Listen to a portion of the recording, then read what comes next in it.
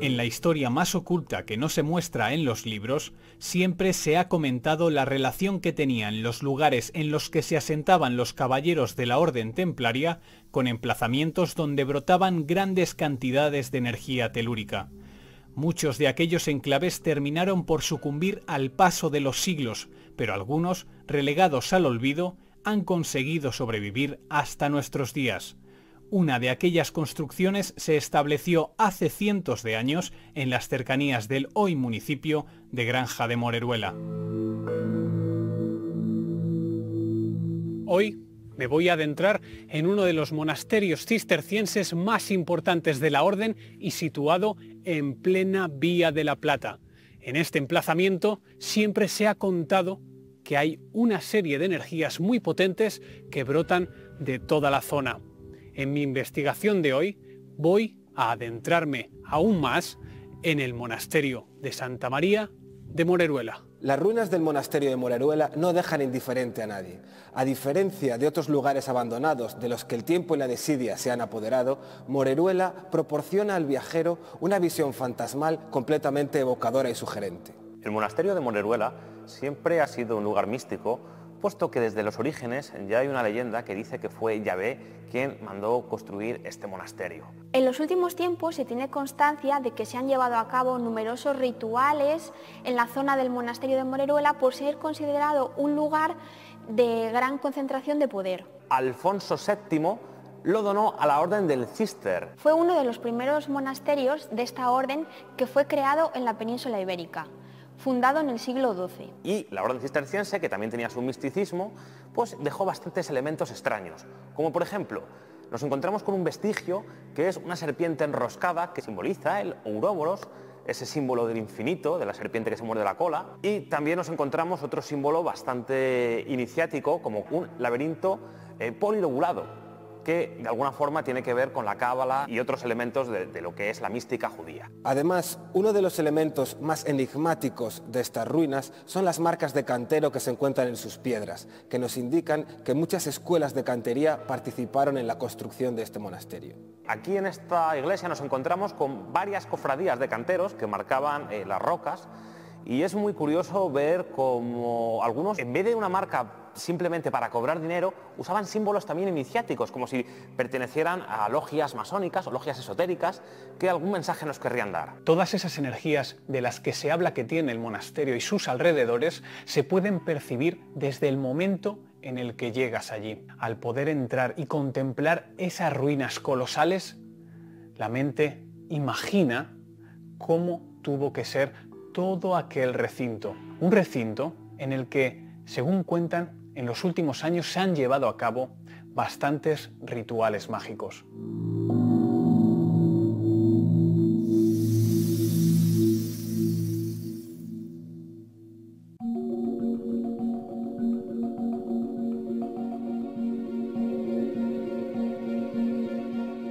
De camino al monasterio, veo cómo me alejo de cualquier núcleo de población. El más cercano es la localidad de la Granja de Moreruela, que está a 4 kilómetros de longitud. Por el camino voy observando el paisaje intentando buscar al monasterio en el horizonte. Sin embargo, no lo veo. Y es muy raro que un edificio de esas dimensiones, estando yo tan cerca como estoy, sea invisible para mis ojos. ¿Dónde puede estar? ¿Estará oculto tras la naturaleza? Voy a seguir mi camino.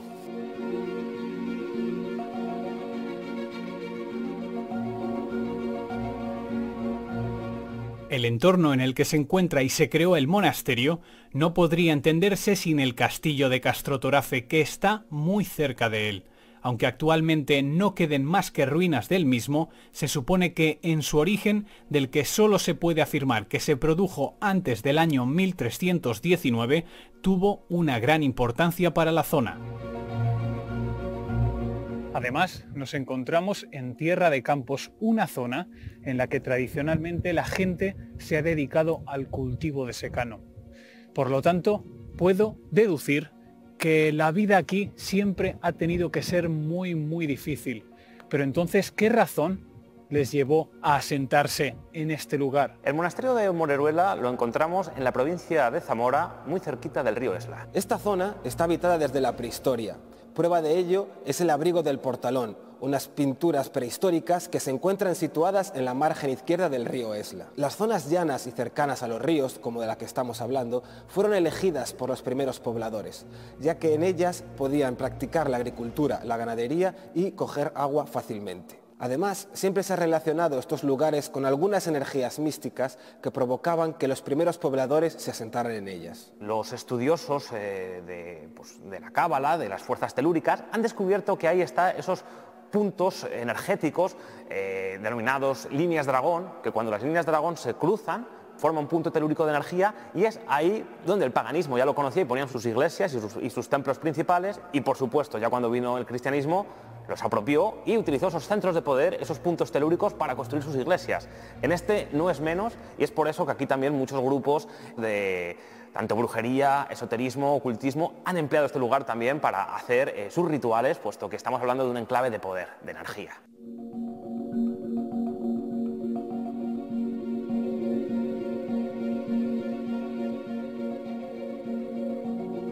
Tras caminar durante bastante tiempo, al fin he podido encontrar el monasterio.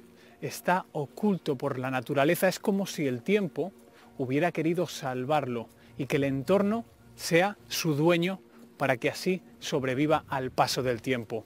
Ahora voy a adentrarme en él para conocer un poco más su historia. Comienzo ahora mismo mi investigación.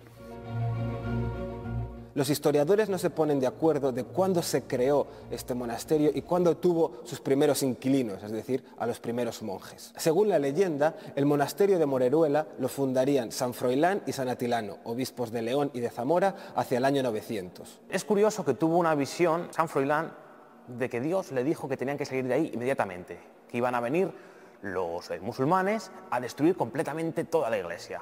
Cuenta la leyenda que Almanzor arrasó este monasterio, pero San Atilano y San Froilán fueron avisados antes para que el musulmán no profanara la figura de la Virgen.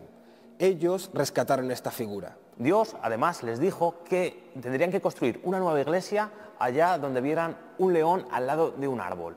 Y además tendrían que llevar la Virgen de la iglesia y esa Virgen colocarla en el interior o en la oquedad de una gran piedra. Será en ese lugar donde se establezca el nuevo monasterio. En octubre del año 1835 se produce la desaparición del monasterio tal y como se conocía hasta entonces, debido a la supresión de las órdenes regulares y a la desamortización de sus bienes. María Eugenia, ¿en qué zona nos encontramos ahora mismo y qué importancia tiene este lugar para la historia? Este es un gran monasterio, es muy importante para la historia, sobre todo para la historia de la Orden del Císter en España, porque fue uno de los primeros monasterios cistercienses de toda la península. Y bueno, aunque hoy lo que queda de ellos son unas ruinas muy espectaculares, sí que suscitan mucho interés, sobre todo por el halo de misterio y de leyenda que rondan el ambiente y que se nota aquí.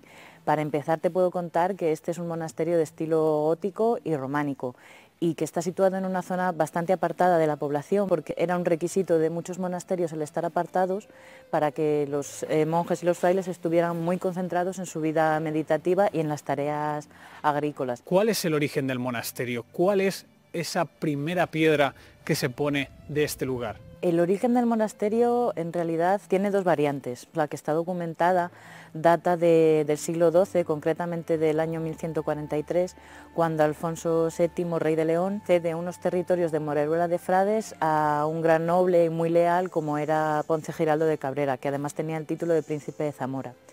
En estas tierras había ya unas ruinas previas de otro monasterio y entonces lo que hace Alfonso VII es encargarle a Ponce de Cabrera que refunde el monasterio. Se apoyó mucho al monasterio, tanto por parte de la monarquía como de la nobleza, para que terminara entrando en la Orden del Císter. Pero existe un origen del monasterio que está mucho más ligado a la leyenda y es mucho más interesante realmente. Antes de que se planteara ese monasterio para la Orden del Císter, ¿qué otros monjes vivieron aquí? Monjes muy contemplativos, ¿vale? Aquí lo que se pretendía era tener una vida muy apartada de la realidad. Por eso a lo mejor se conserva entre estos muros ese halo pues, de misterio, de leyenda, incluso de soledad, porque era un poco eso, vida contemplativa, meditativa, dedicada a sus tierras, a sus tareas. Entonces todavía se respira eso aquí dentro. ¿Existe alguna leyenda o historia con misterio previa a todo lo que conocemos sobre el origen de este monasterio? Sí, realmente es la gran leyenda de Santa María de Moreruela. San Froilán y San Atilano eran dos frailes zamoranos que estaban en el monasterio de Tábara. Tuvieron una visión que les avisó de que tenían que marcharse de ese monasterio llevando consigo la imagen de Santa María, y lo que les dijo esa visión divina era que tenían que buscar un árbol y al lado de ese árbol tenía que tener un león. Cuando encontraran ese árbol tenían que guardar la estatua en la cavidad del árbol. Y bueno, así lo hicieron. Partieron y muy acertadamente. Ellos caminaron por los pueblos predicando la palabra de Dios y demás, haciendo sus labores como frailes, hasta que encontraron ese árbol. Escondieron allí la imagen, siguieron predicando y un pastor les vio y les regaló un burro. Ellos siguieron trabajando, siguieron predicando y un día dejaron que el burro pastara libre, con tan mala suerte de que un lobo atacó a ese burro y lo mató. Aquí sucede el milagro, y es que el lobo, lejos de alejarse, de huir, permaneció junto al burro y no huyó. Esto, claro, dijeron que era un milagro y que a partir de entonces el lobo iba a hacer las veces de burro, que se iba a quedar con ellos. Y efectivamente le cargaron las alforjas y siguieron con el lobo como acompañante. Toda esta historia va a llegar a oídos del rey Bermudo II y va a reclamar la presencia de los frailes porque los consideraba divinos, bueno, los consideraba sabios y quería su consejo para sus asuntos de guerra. Y no le salió mal la jugada porque consiguió echar a los sarracenos de su reino, y gracias a esta relación que se estableció, Bermudo II dio mucho dinero para poder fundar ese primer monasterio donde estamos hoy. Fascinante leyenda, María Eugenia, me ha encantado. Si quieres, podemos seguir charlando un poco más, adentrándonos en esos entresijos, tanto misteriosos como históricos del monasterio, en una de las imágenes más impresionantes que tiene, que es este ábside. Claro.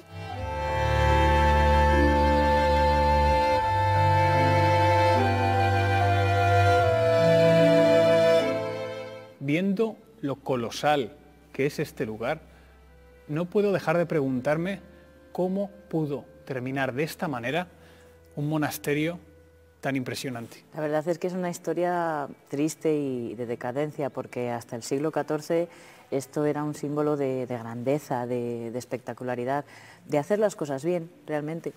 Pero a partir del siglo XIV y prolongándose en el siglo XV, el monasterio empezó a sufrir una crisis económica, sobre todo a raíz de que el gobierno de Moreruela es dado en encomienda.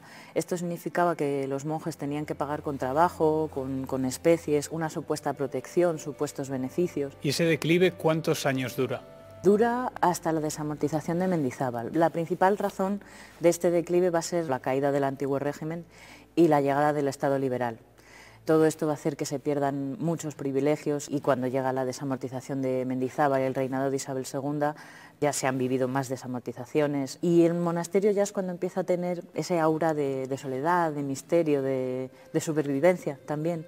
Es un poquito cuando empieza la leyenda del monasterio, digámoslo así. Esa desamortización podríamos decir que al final supuso la estocada final para el monasterio y para la orden, ¿no? En 1809 se aprueba un real decreto que elimina las órdenes monacales, y entonces los monjes es la primera vez que tienen que salir de aquí. Se esconden en pueblos cercanos que no estaban sometidos a la ocupación francesa, porque ese real decreto lo va a llevar a cabo José I Bonaparte, aquí en Santa María. Entonces los monjes se esconden, predican un poco por los pueblos cercanos, pero pueden volver. 4 años después de abandono total del monasterio pueden volver. No les dura mucho la alegría, porque en 1820 se vuelve a aprobar otra norma, la Ley de Regulares, que supone una segunda desamortización. En la primera no se habían perdido mucho patrimonio, pero sí bienes. Ahora se va a perder todo. Se van a subastar tierras, se van a subastar bienes, y ahí ya los monjes tuvieron que abandonar definitivamente el monasterio y se perdió todo. Es que al final había pasado en un periodo corto relativamente de tiempo de la mayor grandeza a la más absoluta decadencia, ¿no? Sí, y realmente hay una imagen muy triste del monasterio, porque ya en sus épocas finales, cuando ya eran unas ruinas, el monasterio se vendió como cantera. Como se vende como cantera, los vecinos de Moreruela, de Granja, empiezan a venir aquí a llevarse piedras del monasterio para construir sus propias casas. El monasterio empieza a ser, bueno, una figura, pues eso, que vive en casas de los vecinos, que a mí me gusta pensar que esta también es una leyenda bastante atrayente del monasterio. Sí, al final lo que a mí me parece es que este monasterio es un superviviente. Hay muchos sentimientos en el monasterio, hay muchas sensaciones, muchas energías, porque tan pronto tú entras aquí y lo primero que ves es una construcción románica, enorme, pero luego te vas dando cuenta de que esto al final son unas ruinas que tienen protección ahora mismo de la Junta de Castilla y León, son unas ruinas grandes, oficiales, pero no dejan de ser unas ruinas. Entonces sí, pero también una vez que pasas por esos dos sentimientos, al final te queda la espiritualidad. Dices, jo, qué a gusto estoy aquí, qué buen sitio para meditar, qué energías habrá aquí, qué se habrá quedado de todo lo que han visto estos muros, qué se habrá quedado aquí, qué no se llevarían. Estoy completamente de acuerdo contigo en todas esas preguntas y esas reflexiones que estás haciendo sobre este lugar. Y de hecho, yo quiero averiguar un poco más sobre esos misterios, esas leyendas del monasterio que todavía me quedan por saber y que tú conoces, ¿no? Yo te voy a contar algunas cositas, pero antes quiero que te empapes, quiero que des un paseo por el monasterio y que te llenes de esas sensaciones, de esas energías. Pues es lo que voy a hacer y tras eso quiero conocer todo lo que me tienes que contar. Prometido.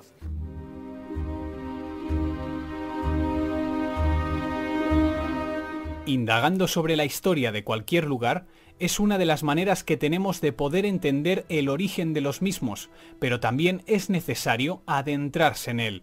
Explorarlo y vivirlo en primera persona es una de las claves de cualquier investigación y este monasterio tiene rincones escondidos por todas partes. Empiezo a conocer el monasterio desde el punto neurálgico de el mismo. Este era el claustro. Aquí pasaban horas y días en las que los monjes, los 200 monjes que llegó a tener todo este lugar, se cruzaban e iban a realizar sus tareas. Es un lugar que, aunque a día de hoy solo nos queden unas cuantas ruinas, sigue teniendo mucha vida.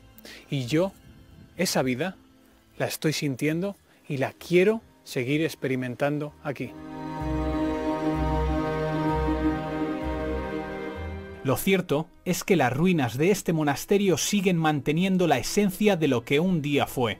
El poder pasear por el lugar durante un tiempo ya te hace sentir la paz de estar en plena naturaleza y quizás también de esas energías telúricas que se relacionan con él.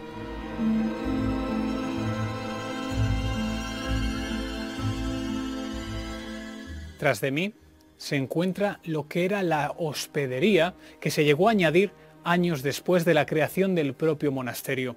Y es que hasta aquí también venían personas en busca de auxilio, incluso enfermos, a los que necesitaban tratar en algunos de los lugares del monasterio. Aquí dormían y las ruinas que quedan serían las de las paredes que sustentaban esas habitaciones en las que pasaban las noches las personas que buscaban ese auxilio y ser ayudadas por la propia orden. Es un lugar que llena de historia todo este entramado de ruinas en lo que se ha convertido hoy en día. Y me está resultando completamente fascinante.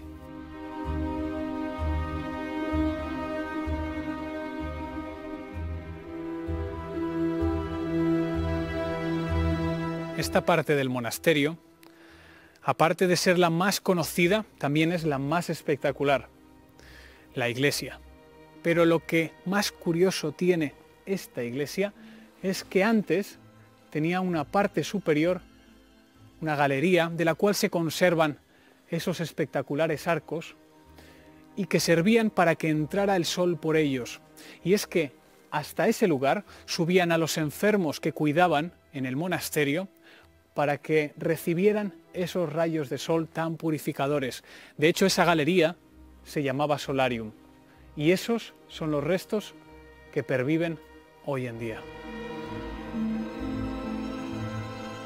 Me parece increíble cómo este monasterio de Moreruela puede seguir manteniendo su parte más importante en pie y en perfecto estado. Impresiona el ser tan colosal y haber aguantado tanto tiempo, aunque gran parte del resto de la edificación no haya podido soportarlo. No hay mejor muestra para la historia que la cantidad de personas que trabajaron para construir este monasterio. Y es que hasta nuestros días, en cada una de estas rocas, han llegado las marcas de aquellos canteros que extrajeron las piedras y las trajeron hasta aquí.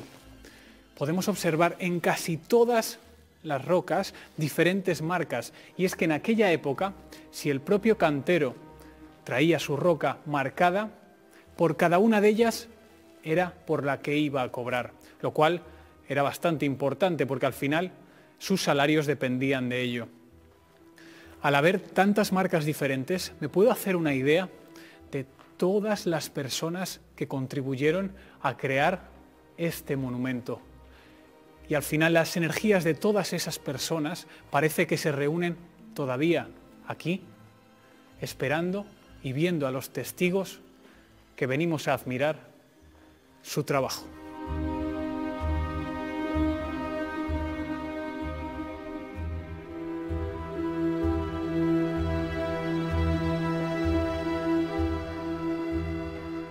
Me encuentro en el que fue el claustro de la hospedería, el segundo punto más importante donde pasaba más gente del monasterio. Aquí no solo dormían los enfermos que cuidaban los monjes, sino también el propio abad, que tenía sus estancias en la parte superior de la portería de esta hospedería. Ahí, en la zona oeste, se encontraba la botica donde podían almacenar los medicamentos, por así decirlo, de la época que los monjes fabricaban con las plantas del lugar.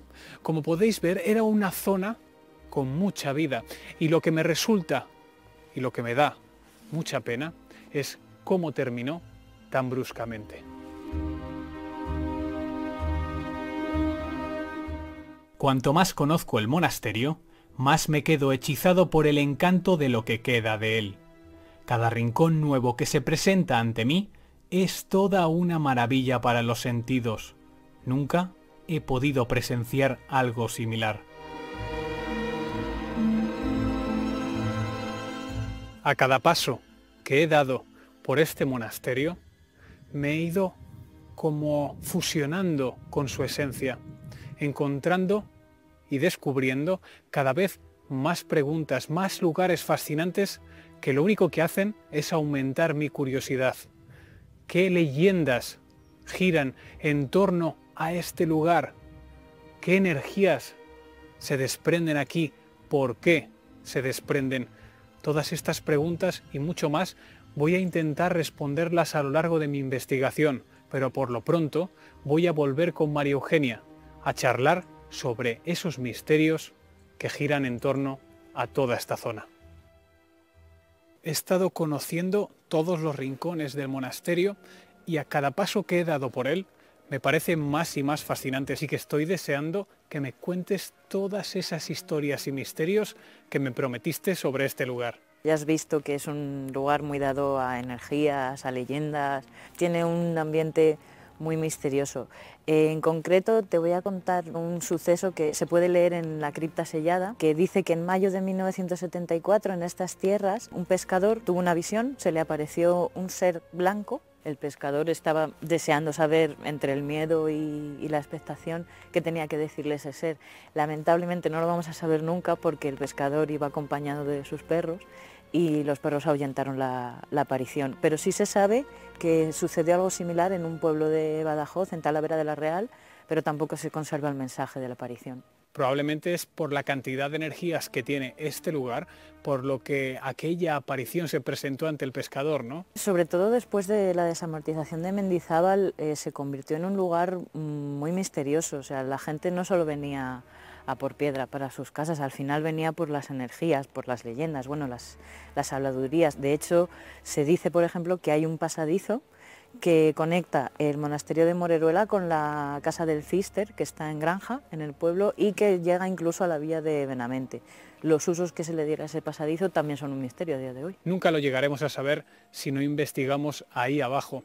¿Y hay alguna otra historia más relacionada con este lugar? Hay una historia bastante apasionante y además de esa sí tenemos veracidad, de que se encontró una momia aquí, una momia del siglo XII. Se encontró en octubre de 1844. por unas investigaciones, unas excavaciones, y se llegó a saber, después de mucho investigar, que era la esposa de Alonso Fernández de Bornes, que fue un caballero portugués muy ligado al monasterio, muy hermano de aquí, y que donó varias villas, de hecho, al monasterio. Hoy esa momia se conserva en los fondos del Museo de Zamora, no está expuesta al público. Qué interesante, una superviviente igual que el propio monasterio. ¿Y existe alguna otra leyenda referente a este emplazamiento? Desde luego, para mí el gran misterio del monasterio de Moreruela es el grafiti que hay en la parte exterior del absidiolo. Es un plano, es un esbozo, es bastante grande y nunca se ha llegado a saber si es un perfil del monasterio que hicieron los canteros, si era un edificio adyacente que no se llegó a construir o que no llegamos a conocer. Pero bueno, su tamaño y su ubicación sí que nos dan bastantes pistas de que era algo importante, que no se hizo ni por divertimento de los canteros ni por algo superfluo. Obviamente hay quien dice que es una gamberrada de nuestros tiempos, pero a mí me gusta pensar que es el gran misterio de este monasterio. Al final también hay que dejar el beneficio de la duda a esos misterios tan difíciles de poder ser resueltos, ¿no?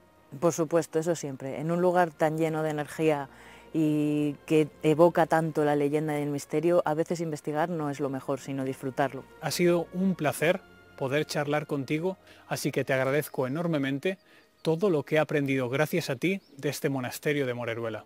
El placer ha sido mío, muchas gracias.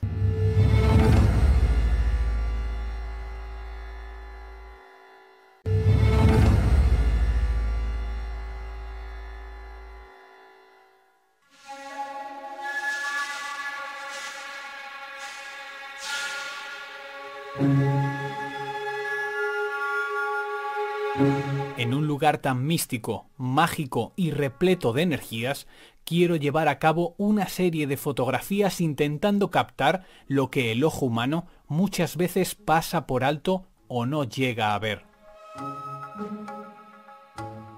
Pocos lugares he conocido con unas energías místicas tan grandes como este monasterio de Moreruela. Es por eso que ahora quiero recorrerlo de una manera diferente, con la cámara en mano, intentando captar la esencia de este lugar, como si fuera a fotografiar su alma en los diferentes recovecos que esconde este enclave. Empiezo mi barrido fotográfico en este monasterio.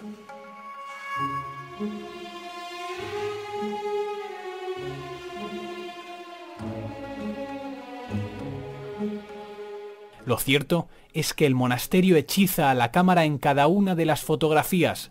El lugar tiene un aura entre bella y oscura que me parece sensacional. ¿Conseguiré captar algo en alguna de mis fotos?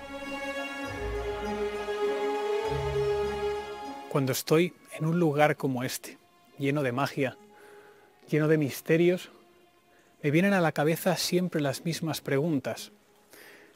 Hace siglos, en este mismo día, en este mismo instante, ¿qué haría una persona que estuviera pasando por aquí ahora mismo?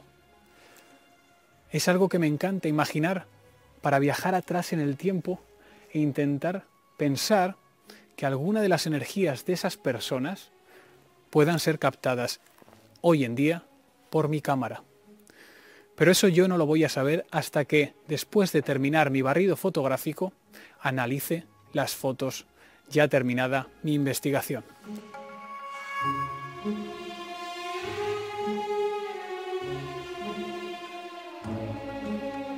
Conforme voy haciendo más y más fotos, es como si fuera conectando con el lugar, como si lo conociera cada vez mejor. Es una sensación extraordinaria y también muy extraña. Durante este barrido, he intentado conectar con la esencia de este lugar, con su alma, y creo que lo he conseguido. Espero que también mi cámara lo haya hecho. Quiero haber podido recoger esas energías y, de hecho, sobre esas energías voy a hablar con Marina, que tiene muchos conocimientos al respecto. Marina, ¿qué tiene de especial este lugar en cuanto a energías? Este es un centro donde pasan una energía telúrgica, es decir, son sitios especiales donde hay una energía especial. ¿De qué tipo de energías son de las que estamos hablando? Hay gente que las diferencia en dos, son como si fueran unas líneas que van atravesando la Tierra, que serían las líneas Hartmann y las líneas Curry. Unas van de norte a sur y las otras van de noreste a suroeste. Entonces, donde se cruzan, ahí es como si saliera un vértice energético, ¿no? Y a mayores siempre suele haber agua en el suelo. Entonces es como una combinación, como un cruce de tres caminos. Y aquí precisamente estábamos en un vórtice energético perfecto. ¿Eso es lo que les llevó a esos hombres a instalarse aquí, en este lugar? Siempre. Desde la antigüedad hasta el siglo XVII, todas las estructuras, siempre en iglesias, incluso dólmenes, buscaban estos sitios energéticos para poder hacer sus lugares de culto. Entonces todas estas iglesias están puestas en estos sitios. Y en aquella época, ¿cómo eran capaces de detectarlas? Porque sentían. Ellos utilizaban desde un péndulo a sus propias sensaciones. Es más, hay veces que es muy curioso ver cómo hay animales en la propia naturaleza que vienen a morir a un sitio, vienen a morir precisamente a un vórtice energético. Incluso observando la naturaleza nos damos cuenta en qué sitios puede haber esa energía o no puede haber esa energía. De hecho, la naturaleza que hay por todo este lugar es exuberante, ¿no? Sí, la energía y la naturaleza que hay en este enclave la puedes ver desde pájaros, árboles, ríos, corrientes subterráneas, es súper rica. Al final todo eso está enlazado.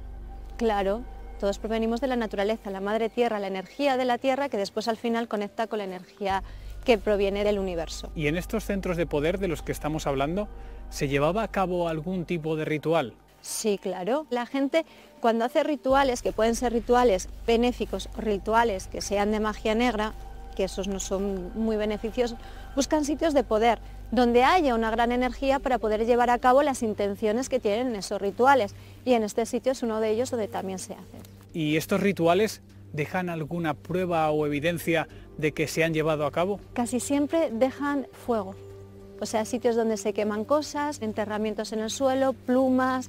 Hay cantidad de cosas donde podríamos, si vamos mirando, encontrar dónde se ha hecho un ritual.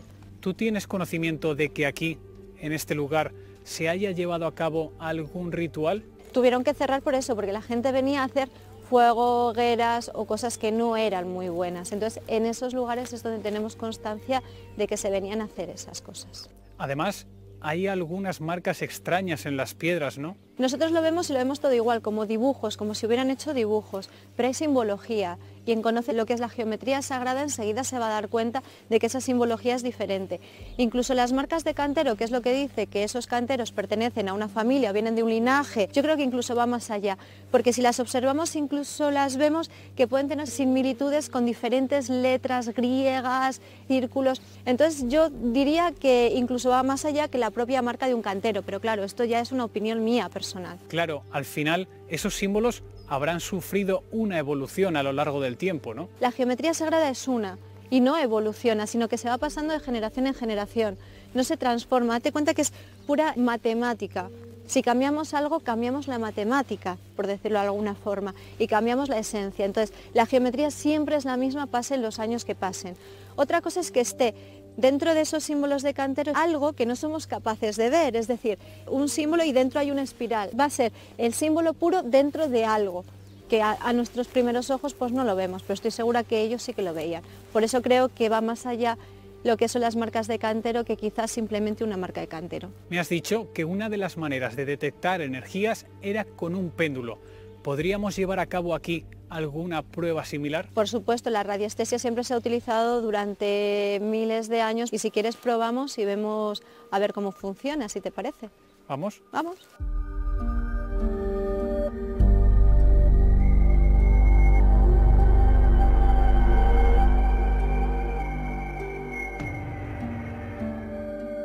Estando aquí, en un lugar tan único del monasterio de Moreruela, ¿cómo podemos identificar las energías con un péndulo? Porque un péndulo quizás es la forma más cómoda que tenemos ahora mismo para poder medirlo por la radiestesia, es decir, con él identificamos dónde están las energías y cómo se mueven las energías. También podríamos medirlo simplemente meditando, viendo qué sitio, cambios de temperatura, etcétera, etcétera, pero quizás tendríamos que ser bastante más sensitivos para poderlo tener. Sin embargo, con un péndulo es utilizar el péndulo y ver. Es decir, ¿nosotros haríamos de antena para el propio péndulo? Simplemente somos una antena por la que nos situamos y canalizamos y vemos. Es como si yo fuera la antena y de mi mano el péndulo fuera algo que sale y es lo que me daría pues la posición, donde está una línea. Si estoy mirando, por ejemplo, una persona y estoy equilibrando su aura, puedo ver en qué sitio de esa persona hay un bloqueo. Si tengo la mente como muy bloqueada y quiero saber la respuesta a una pregunta, me va a confirmar. Es mucho más profundo y requiere un estudio bastante amplio el manejar bien un péndulo, ¿no? Para mí, una persona experta en péndulo estaría estudiando pues 5 o 6 años lo que es la radiestesia en general, porque realmente el péndulo se puede manipular, es decir, yo puedo incluso manipular el péndulo con mi mente, entonces hay que tener muy claras las cosas y saber utilizar el péndulo. ¿Me podrías explicar unas nociones básicas sobre el manejo de este artilugio? Con los conocimientos y el aprendizaje que yo he tenido, lo que hago es poner la cadena en uno de los centros energéticos de mi cuerpo, es decir, en un chakra secundario, entonces yo lo pongo en el centro de mi mano, ¿vale? Y de ahí cuelgo la cadena y sin mover mi mano, mi péndulo tiene que empezar a localizar todo aquello que yo quiero, si es una energía, si es un bloqueo, o a responderme a una pregunta, pero siempre una afirmación, repito, o sea, nunca va a adivinar nada, el péndulo siempre va a ser una comprobación de algo. ¿Qué hace el péndulo si detecta energías? Moverse. El péndulo se mueve, si detecta una energía se va a mover. Esto es como si pones una botella de agua en un sitio y mueves la mesa. Si mueves la mesa, ¿qué pasa? El agua vibra. Pues esto es igual. A la hora de las confirmaciones, ¿cómo podemos saber si el péndulo confirma o desmiente? Hay gente que por norma general dice que si el péndulo gira hacia la derecha es un sí, si gira hacia la izquierda un no. ¿Qué pasa con esto? Que según lo que yo he estudiado, según la persona que yo he tenido de maestra, está bien que el péndulo gire hacia la derecha, pero si gira hacia la izquierda lo que estamos haciendo es como sacar un bajo astral, ¿no? Eso es lo que yo he aprendido y la teoría que yo tengo. Entonces, para mí, yo lo primero que hago es preguntarle al péndulo que me dé un sí. Entonces, para mí un sí es que vaya hacia la derecha y un no que vaya hacia la izquierda.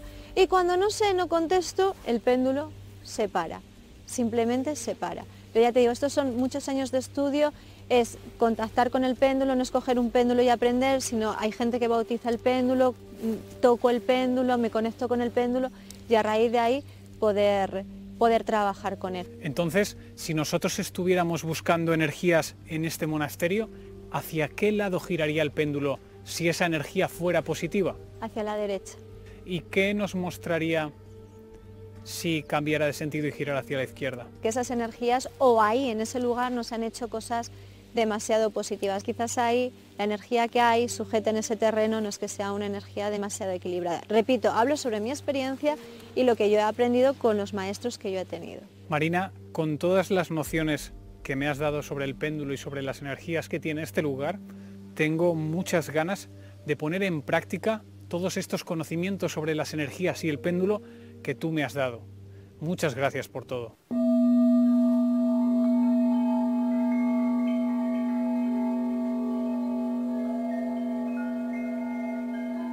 Al principio me cuesta poder controlar bien el péndulo y no consigo encontrar zonas donde la energía sea más abundante de lo normal, pero tras explorar el lugar durante un tiempo consigo empezar a obtener resultados. He decidido detenerme aquí, justo en el exterior, en la parte trasera de la iglesia, porque parece ser que aquí brotan energías muy fuertes. Yo no sé si es quizás por la exuberante naturaleza que tenemos justo al lado, o quizás porque aquí ocurrió algo. La verdad es que el propio péndulo al final me genera más preguntas que respuestas, porque lo único que puedo ver es el hecho de que hay energías, pero no llego a saber por qué ni de dónde proceden.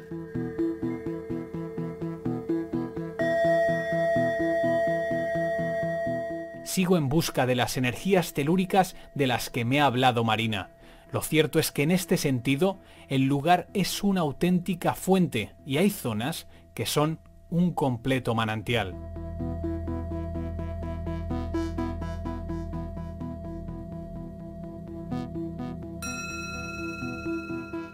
Me parece fascinante que a través de los siglos las energías todavía se conserven y continúen emitiéndose de esta manera.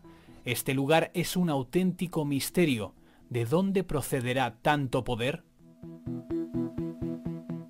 El péndulo ha parado. No sé por qué, y de hecho está empezando a girar en la otra dirección. Y creo que eso es una señal de que esta prueba ha terminado. Ahora mismo, después de haber pasado todos estos minutos descubriendo las energías y los lugares más potentes de este monasterio, llego a la conclusión de algo que ya había podido comprobar antes de hablar con Marina, y es que estoy en un lugar lleno de energías por todas partes. Solo queda esperar a que llegue la noche, que está a punto de caer. Cuando ese momento llegue, voy a adentrarme en la naturaleza, de la que creo que brotan esas energías para llevar a cabo una última prueba.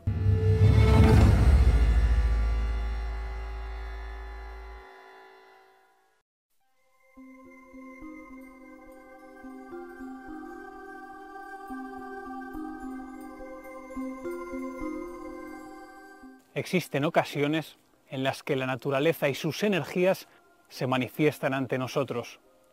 Pueden hacerlo de varias formas, por ejemplo, con pequeños orbes en la lejanía o con hilos de luz casi invisibles.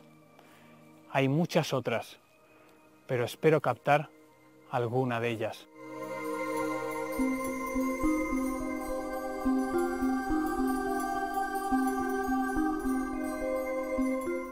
La razón por la que he decidido quedarme aquí por la noche a esperar es porque, como he podido comprobar, las energías de la naturaleza en este lugar son lo suficientemente fuertes como para que se materialicen delante de mí. La pregunta es, ¿tendré la fortuna necesaria para poder conseguirlo?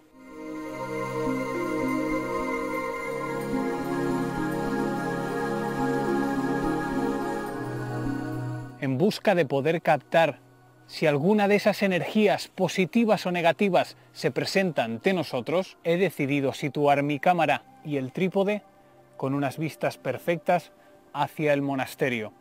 Aquí voy a permanecer durante 1 hora intentando captar algo. Conforme la noche se va adentrando, el lugar se va llenando de un silencio cada vez más intenso. Es una sensación mágica y peculiar, como si la propia naturaleza también durmiera.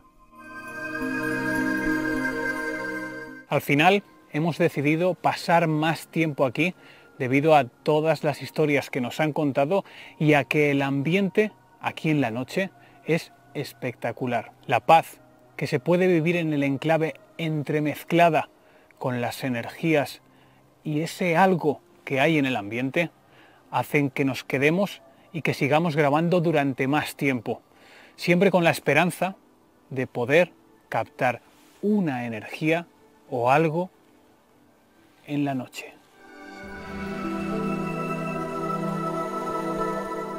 Al poco tiempo de seguir grabando, en medio de la oscuridad conseguimos ver en uno de los fotogramas que la cámara ha captado una especie de luz tímida en la lejanía.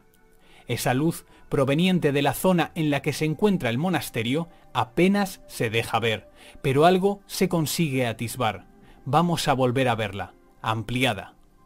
La calidad de la imagen con la escasa luz es bastante pobre, pero se puede ver claramente en la lejanía, como asustadiza. ¿Qué habrá podido ser? ¿Cómo podríamos darle explicación a un hecho de estas características? La verdad es que todas las fotos tienen un aire místico, como algo extraño que es capaz de sentirse tan solo con ver el lugar. O quizás estoy hablando influenciado por haber estado en aquel monasterio.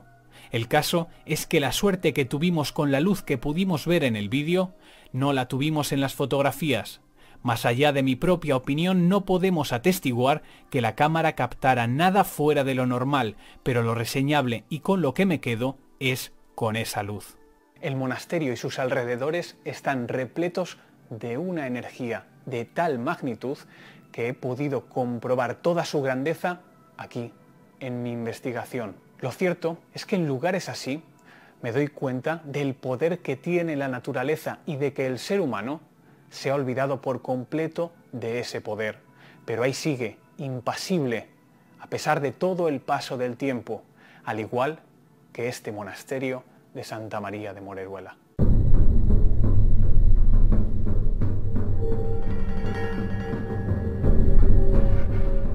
Desconocemos una gran cantidad de detalles sobre el pasado y la historia de muchos lugares.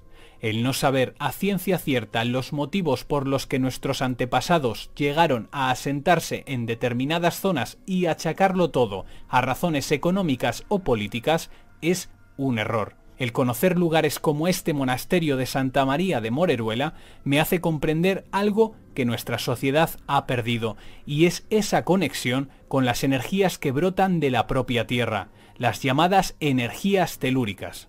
Quizás la evolución que hemos vivido como sociedad nos ha alejado de todas esas fuerzas, y el regresar a menudo a estos lugares puede hacer desarrollar esa parte sensorial que parece que hemos perdido. Por ello, y por la espectacularidad del lugar, tendré siempre en mi recuerdo este monasterio de Moreruela, guardando las sensaciones que he vivido aquí para toda la eternidad.